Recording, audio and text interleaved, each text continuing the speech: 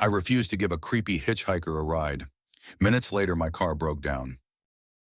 It was 2014, and I was a senior in high school.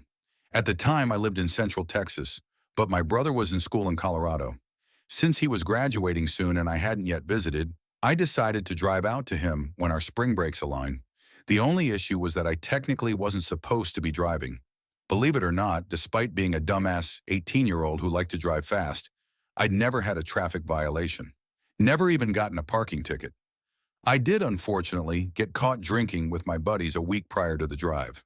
My license was suspended for 30 days, but I didn't let that stop me. I was going to see my brother one way or another, so I left late in the day, chugged Red Bulls to stay alert, and stuck to the back roads as much as possible.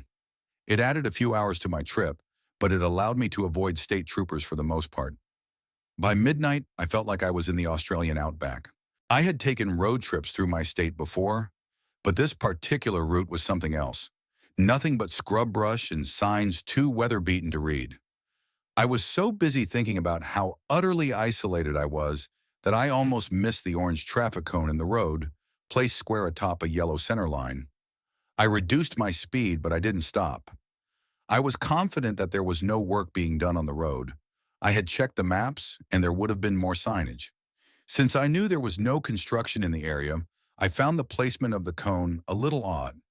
Of course, junk on the road isn't such a rarity, but the way it aligned perfectly with the meridian line felt intentional. A few miles later, my drive was again interrupted. My high beams reached far into the desolate night, providing enough visibility for me to see another oddity. There was something else in the road, this time in my lane.